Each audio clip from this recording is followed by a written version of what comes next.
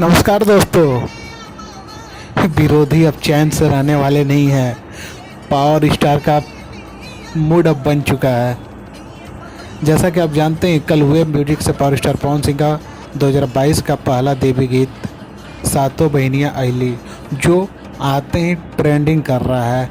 अभी ट्रेंडिंग में 4 नंबर पर ट्रेंड कर रहा है।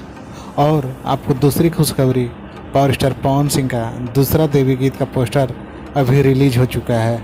और ये गाना आज ही शाम 5 बजे रिलीज किया जा रहा है।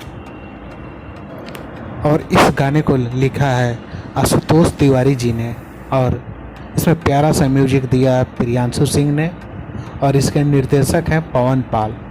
और यह गाना एकदम नए चैनल से रिलीज किया जा रहा है, बेस्ट वन म्यूजिक, जिस पर यह पहला गाना अपलोड किया जाएगा। आप लोग अभी जाएं और बेस्ट वन म्यूजिक को सब्सक्राइब कर लें और खूब दबाकर शेयर कीजिएगा इस गाने को भी। मिलते हैं नेक्स्ट अपडेट के साथ। तब तक के लिए जय हिंद, जय भारत, जय भोजपुरी।